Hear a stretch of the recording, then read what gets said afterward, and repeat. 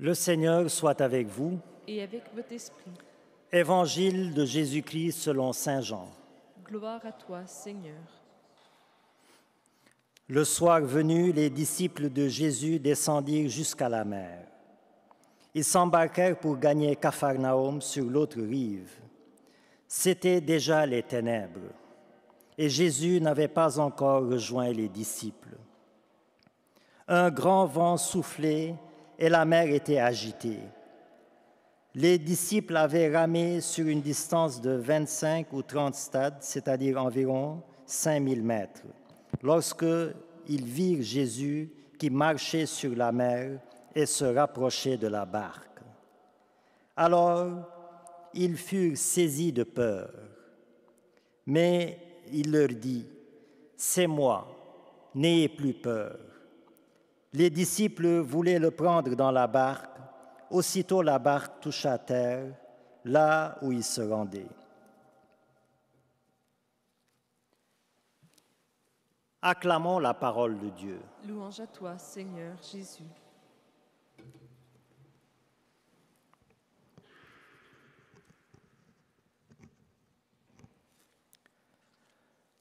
C'est moi, n'ayez pas peur, dit Jésus à ses disciples qui sont terrifiés par une tempête nocturne qui fait vaciller leur barque, mais qui fait surtout vaciller leur cœur.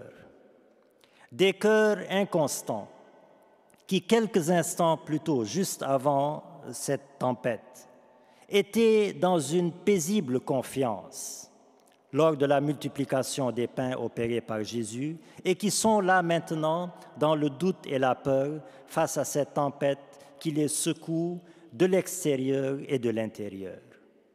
Et ainsi va notre foi, frères et sœurs, faite d'inconstance, de haut et de bas, à l'image des disciples de Jésus-Christ. Combien de fois nous sommes dans une paisible confiance et combien de fois nous tombons dans la peur et le doute. Combien de fois nous exultons de joie dans le Seigneur et combien de fois nous tombons dans la tristesse et le découragement. Combien de fois nous tenons notre foi de manière héroïque et combien de fois nous tombons dans la paresse et dans la lassitude. Mais le déclencheur de la peur, du doute des disciples lors de la tempête, c'est l'absence de Jésus-Christ. Et le déclencheur de la sérénité et de la paisible confiance des disciples lors de la multiplication des pains, c'est la présence de Jésus avec eux. C'est donc la présence ou l'absence de Jésus-Christ dans ma vie qui est à l'origine de la constance ou de l'inconstance de ma foi. Tant que je suis en Jésus-Christ, tant que je suis plongé en Jésus-Christ, je demeure dans la paix et dans la sérénité. Et c'est pourquoi d'ailleurs Jésus disait « Demeurez dans mon amour ». Demeurez, c'est-à-dire restez toujours, stabilisez-vous, ancrez-vous, enracinez-vous en moi et vous demeurerez dans la sérénité et la paix. Mais par contre, tant que je suis plongé dans les soucis et les plaisirs de la vie, tant que je suis focalisé sur les innombrables occupations et préoccupations de ce monde, comme les disciples focalisés sur la tempête, eh bien, j'oublierai la présence de Jésus. Jésus semblerait comme absent de ma vie et là, je tombe tout de suite dans le doute et dans la peur.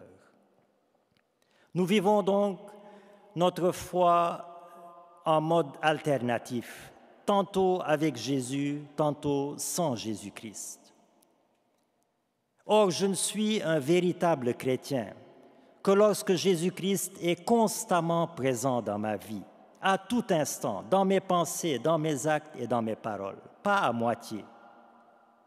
Car on ne peut pas être chrétien à moitié. Soit on est chrétien, soit on ne l'est pas. Alors, ne laissons pas les tempêtes de nos vies nous voiler la présence de Jésus-Christ. Et demandons dans cette Eucharistie la grâce d'une foi constante qui, au plus fort de nos tempêtes, demeure inaccessible au découragement. Alors, frères et sœurs, là où vous êtes, quelles que soient vos tempêtes, quelles que soient vos peurs, vos doutes, vos incertitudes, aujourd'hui même, Jésus vous dit cette parole, confiance, c'est moi, n'ayez pas peur. Amen.